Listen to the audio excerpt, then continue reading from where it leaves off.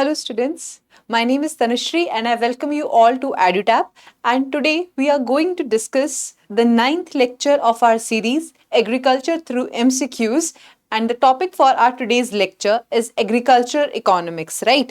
So as far as the topic in our syllabus is concerned, so as we all know, we are going to discuss the questions and the topics of the agriculture and rural development subject in the MCQ format in this series, and this will be important for the NABARD and also for the students who are preparing for the CCI examination, right? So, if we look at the this from the perspective of the CCI, then the topic which we are going to cover today is the agriculture market trade and practice, right? So, this topic for the CCI is also going to be covered through this lecture which we are going to discuss today.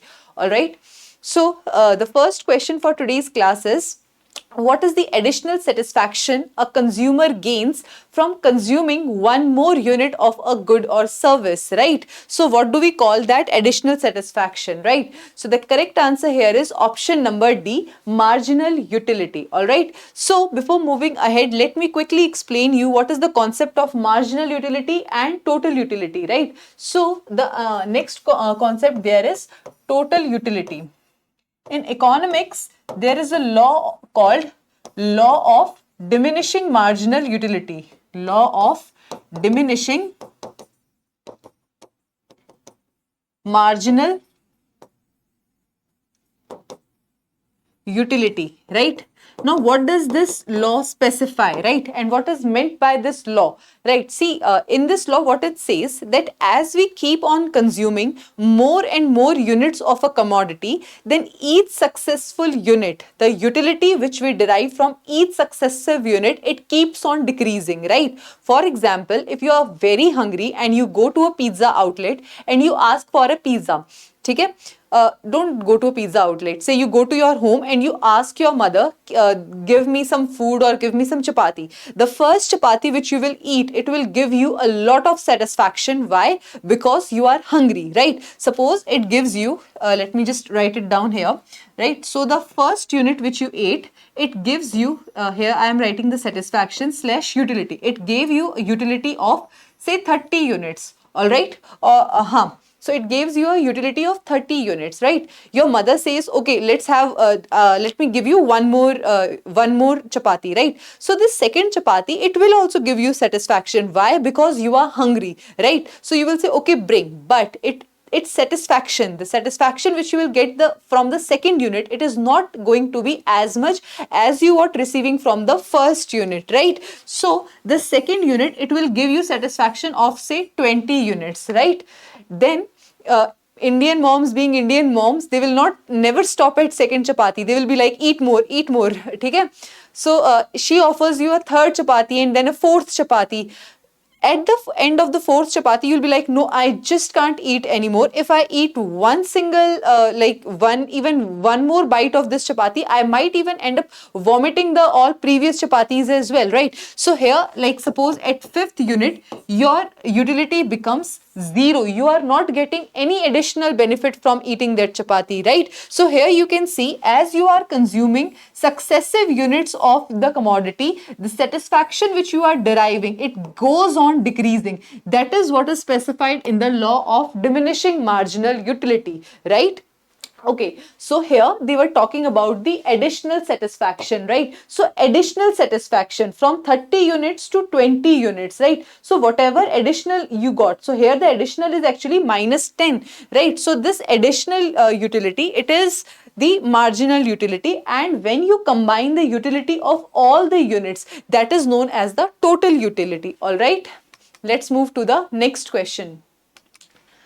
What is the yield in the second stage of law of diminishing marginal returns, right? So here the correct answer is option number A, that the yield, it increases at decreasing rate, right? Don't get worried, I'm going to explain you law of diminishing marginal returns as well, right? जो भी पहले पढ़ा था, the one which we have studied just in the previous slide, that was law of diminishing marginal utility, and like that was essentially from the consumer's point of view. Here the law of diminishing marginal returns which we are studying, it is from the producer's point of view, right? Now what happens is, in the short run, when we are producing any commodity, with the producer, there are two kinds of factors of production, right? The long term factors of production and the short term, sorry, not the long term, but the variable factors of the production and the fixed factors of production, right? So there are two factors, fixed and the variable, right? Now the difference between fixed and the variable factors of production is concerned.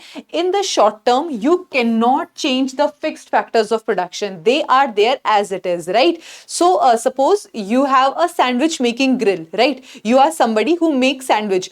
In the short run, you cannot change the grill. You cannot change the infrastructure or the machinery, right? So in that scenario, this grill, this machine, the infrastructure, it becomes your fixed factor of production, right? And the variable factor of production is essentially that factor of production which you can change in the short run. For example, labor, right? So labor, you can, today if you are having one person, you can hire one more person, right? So labor is that factor of production which you can change in the short run, right? So that is the variable factor of production, right? इतना समझ आ गया? अब देखो, law of diminishing marginal returns क्या कहता है? Law of diminishing marginal returns says that on the given fixed factor of production, right? So fixed production, a fixed factor of production, it is going to be there as it is, right? In the given fixed factor of production, when you keep on increasing your variable factor of production, that then in the first stage, previously, your output will increase at an increasing rate, right?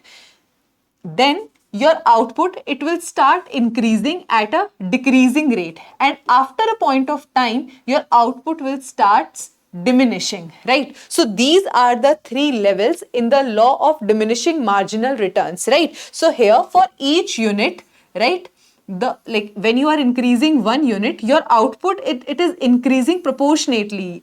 देखो यहाँ पे इतना increase हुआ और यहाँ पर एक unit बढ़ाने से इतना इंक्रीज हुआ. So your output, it is increasing proportionately. So this is increasing at increasing rate. However in this scenario your output, it is increasing at a decreasing rate. For the same one unit, the output, it is contributing, it is decreasing. So although the output is increasing, but the rate at which it is increasing, that has decreased, right? So this is the law of diminishing marginal returns. Let me explain it to you with the same example which we have dealt previously. So you have a sandwich grill, right? And on that sandwich grill, initially you yourself were working, right? So you have 2-3 things to look at. So you were like making the sandwiches. Also you were dealing with the customers. You were the one who was packaging. You were the one who was taking the orders, giving them the slips, the bills, right? So you are the one who was doing the work, right? So when the labor was only 1 unit, so when the fixed factor labor, it was only 1 unit, say the output which we were producing, it was 10 units, right? So you were able to produce 10 sandwiches in a day, right? Now, looking at the amount of crowd which you have at your grill, you decided to have one more person, right? So you employ one more person, and now our labor increases to 2, right? When this person joins, the output increases to say 20 units, right? All right. Now you say, okay, let me hire one more person. Now you hires the third person, right? Now the output increases, but it increases to say 25 only. All right. So it increases to 25. It increases and it increases to 25. Then you hires a fourth person, right? You are keep on hiring. You are like, okay, fine, let me hire the person. The labor is cheap, and I'm anyways, my sandwiches, they are very famous, and I'm earning good amount of money. So let me hire more and more people to ease my work, right? So you have hired the fourth person, but the output remains same at 25, right? Now, but here, remember one thing. This is the variable factor which is changing, but your fixed factor, right, which was the sandwich grill, right? The grill on which you are preparing the sandwich, it has not changed, right? So that that is same, and you are changing the variable factor only. See, here, the output, it increases first by 10 units, right? So this is the total output, and here we will be having the marginal output. So here your marginal output is 10 units, right? One more addition to the variable factor, it is giving you how much addition in the total output? 10 units. So marginal output, it becomes 10 units, right? Then from 10 to 25, your output increases by 5 unit. See, your total output is increasing. 20 से 25 हुआ, लेकिन पहले increase कितना हुआ था? 10 unit से. अब कितने यूनिट से increase हो रहा है? 5 यूनिट से. So the rate at which it is increasing, it is decreasing, right? So it is increasing at a decreasing rate, all right? Then you see here in the third unit, your output is not increasing. The output increases 0, right? So from like first is 10. So output increases at an increasing rate. This is the first stage. This is the output increasing at a decreasing stage. This is the second stage. And then your output becomes stagnant or it starts declining. That is the third stage of law of diminishing marginal returns, right? So I hope with this entire law and this question is clear to you. Now let's move to the next question. This is the diagrammatic representation of the same in the PDF which you will get. You can just have a look at it. Okay. The third question asks you, which kind of agriculture credit is taken for the purchase of pump sets, farm machinery and implements to carry out the minor improvements in the farm repayment and the repayment period.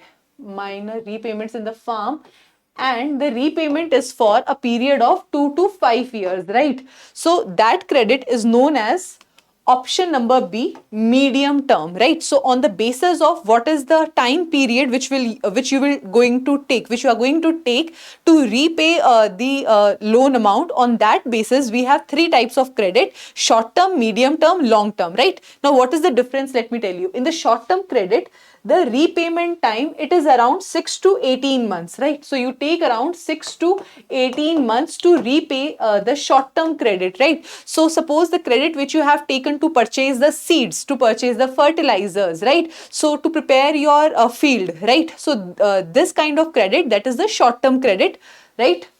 Then the credit which takes around 2 to 5 years to repay, that credit is known as medium term credit, right? So the credit which you take for, say, purchase of livestock, right? The livestocks are really expensive in India, right? So the which you take for the purchase of livestock, for the purchase of pump sets, implements, that is known as the medium term credit. And the long term credit, composite credit, here is no use of it.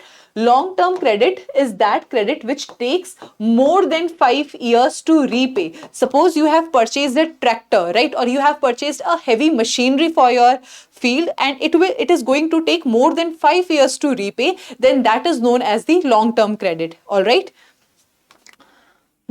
This is the explanation. Again, it will be available to you in the PDF. Let's move to the next question. It says that in which of the following type of credit the loan amount gets absorbed in the production process in the 1 year and the production period, and the additional income generated is sufficient to repay the entire loan amount, right? So on this basis, again, we have two types of credit. Okay, first let me reveal you the answer. So the correct answer here is option number B, self-liquidating credit, right? So here also we have two types of credit, self-liquidating and the non-self-liquidating. Now what is the difference? In the self-liquidating credit, whatever thing or whatever asset we are investing our loan amount into, that will be utilized into that cycle itself, right? For example, like if I have invested the money in the purchase of seeds, right? Or I have used it in purchase of some fertilizers, pesticides, that kind of thing. This entire investment, it will be used in the one cycle itself, right? And the income that I am going to generate from this cycle, it will be sufficient to repay the entire loan amount. Then that will be known as the self-liquidating credit, right?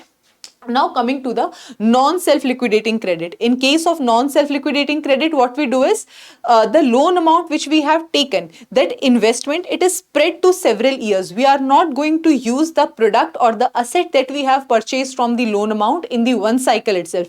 For example, if you have purchased the tractor, it is not that tractor is used only for 1 year. This entire investment, it is spread over a number of years, right? At least 10-15 years you are going to use the tractor. So that is the spread of the investment, right? And secondly, you will not be able to pay the entire loan amount in the from the income generated through this one cycle. The repayment is also spread to the number of years. Then that is known as the non-self liquidating credit, right? Then we have development credit and production credit. See, production credit, which you use to produce the crops, right? For purchase of this manure, fertilizers, pesticides, for the purchase, for to pay the wages of the laborers. That is the production credit. See, students, you might ask me that, ma'am, these all the definitions, they involve the similar example. Then what is the difference? The difference is on the basis, right? So here the difference was whether we will be able to repay, whether the income generated will be able to repay the amount or not, right? Here it is on the basis of what work we are going to do. In the previous example, it was on the basis of the amount of time it is going to take to repay. So on the different basis, we have different names for these credits, all right? So the examples can be same, but their themes and their terminologies are different, right? And as far as the development credit is concerned, here you take out certain developmental changes in the field, right? For example, if you are undertaking the mechanization of your field, then that will be covered under the developmental credit, all right? Let's move to the next question. It talks about the cooperative credit institutions, and you have to tell which of the following statements are correct as far as the cooperative credit institutions are concerned, right? So as far as the cooperative credit institutions are concerned, it is the option number 3 which is the correct answer. Why?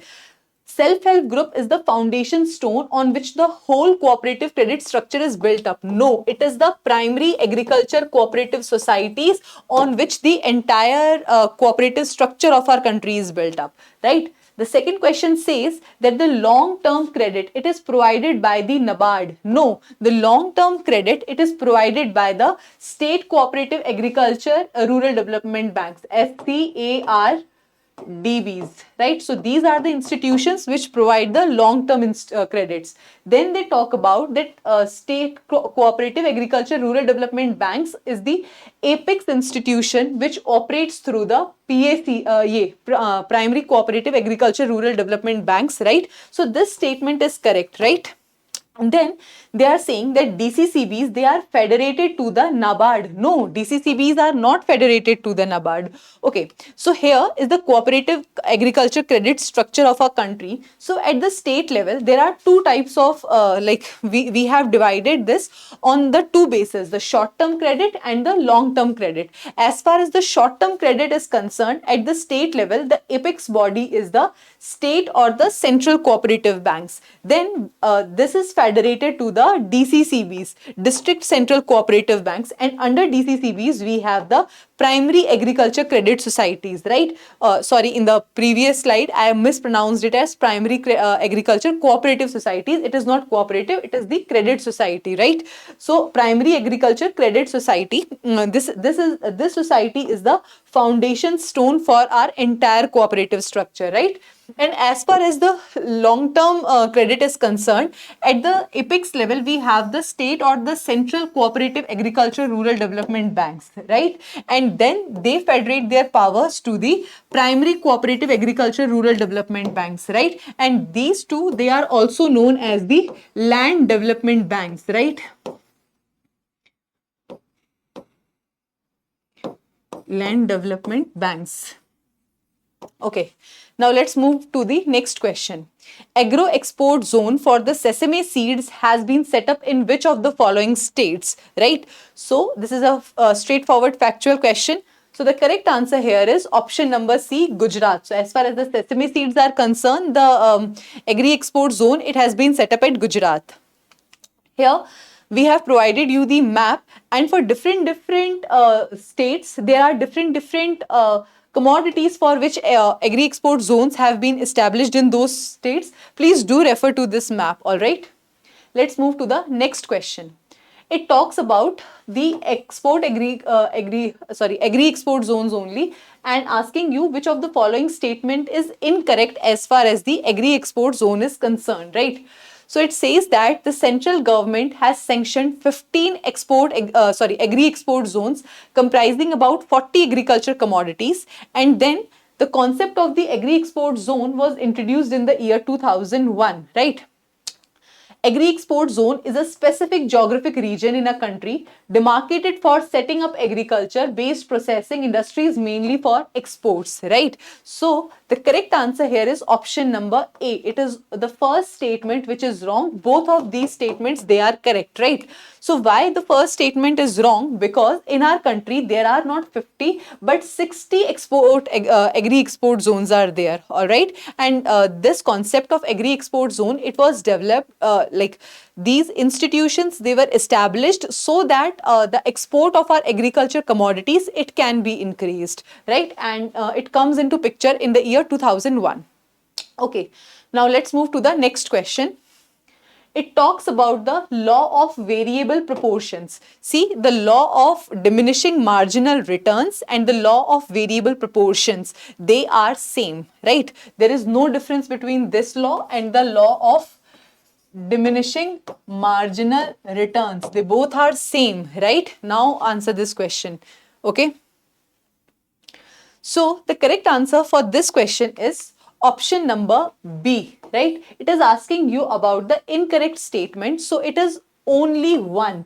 This first statement is incorrect because the second statement says marginal product is the change in the total product when one more unit is added, right? So I told you, when the labor it increased from 1 to 20, our product it increased from from 10 to 20. So there was the additional increase of 10 units, right? So this statement is correct. Then in the first statement, what they have written is that the total product is the total input. How can it be total input? It is the total output which is obtained from the combined efforts of all the factors of production. Very simple and easy. The third is average product is the total product per unit of the variable factor, right? So as we calculate the average for anything in there, like in the mathematics, similarly, the average product is calculated, all right? So the next question, it is about the dash is the residual left with the producer farmer after meeting his requirements for family consumption, farm needs for seeds and feed for cattle, right? And all these things, blah, blah, blah, right? So you have to tell me that what is the residual which is left after with the farmer producer after he has done all these kinds of payment, right? So what do we call it, right? So that is option number B, marketable surplus, right? Now, as far as the surplus is concerned, what is meant by all these terms? Producer surplus, marketable surplus, and marketed surplus, right? So the difference basically here is, see, producer surplus means that whatever is left with the farmer or whatever the farmer has to offer to the non-farming population, right? So this producer surplus, it is basically divided into two parts, marketable surplus and marketed surplus, right? So we have producer surplus, and this producer surplus is divided into marketable, I'm just using a acronym, right? Marketable surplus and marketed surplus. What is the difference between marketable and marketed surplus? See, marketable surplus means that whatever is left with the farmer after he has fulfilled his consumption needs and whatever he can offer in the market, right? Remember the word can, what he can offer in the market, right? So suppose a farmer, he has produced 100 units of say wheat, right? So after meeting all his consumption needs, right? All the needs which have been written here, right? So after meeting all these needs, suppose like these needs, they account to 50 units, right? Whatever is left with him which he can provide in the market or which he can provide to the non-farming population, right? The 50 units, leftover 50 units, these are nothing but the marketable surplus, right? Marketable surplus. What is meant by the term marketed surplus? Marketed surplus means what he actually supplies in the market, right? Out of the 50 units, like suppose he supplies the entire 50 units, then that is the marketed surplus. Suppose there arises some emergency in his family, right? Somebody gets sick or he need urgent money, then he decides to to cut down his own requirements and supply some amount from his own requirements. So instead of consuming 50 units, he decide to consume say only 30 units, right? So now the market table surplus is 70 units. sorry, marketed surplus is 70 units, whereas the market table, right, what he was supposed to market or what he can market, it was only 50 units. But now what he is marketing, what he is actually supplying, it is 70 units. So in this case, your marketed surplus is higher than marketable surplus. And similarly, if the farmer, he decides to hoard something, some of the proportion with himself, so as to sell it when the price rises, then that in that case your marketed surplus will be less than the marketable surplus, right? So that is the entire idea of surplus. Let's move to the next question. Which of the following statements is or are correct regarding the Farmer Service Society, right? So the correct answer here is option number D. All of the above, all these statements, they are correct, right? So Farmer Service Society, they were set up on the recommendation of the National Commission on Agriculture, and the first of them was established in the year 1973. They were established especially to provide the credit or access, to increase the access of credit to the weaker sections of the rural areas, right? In the rural areas, there is a class hierarchy as well. There are certain rich farmers, poor farmers, and the landless laborers are also there. So to make the credit accessible to the weaker sections of the rural areas, we have these FSS or the Farmer Service Societies. All right. Now we have homework questions for you. The first homework question say, the National Cooperative Development Corporation was established by an act of parliament in which of the following years, right? So the option numbers have not been written here. Option number A, B, C and D, right? So you have to tell in which of the following years the parliament passed an act to establish National Cooperative Development Corporation. All right. So now let's discuss the questions of the last class. Okay.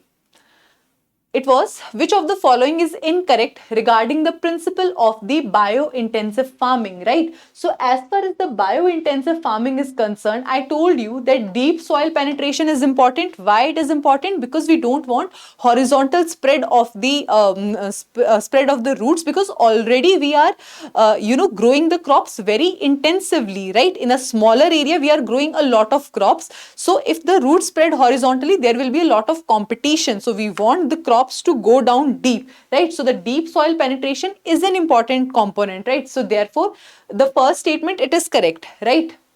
The second is intensive planting. I've already explained you, we plant all the seedlings very close to each other. That is, we plant a very higher number of seedlings or plants in a given unit of area, right?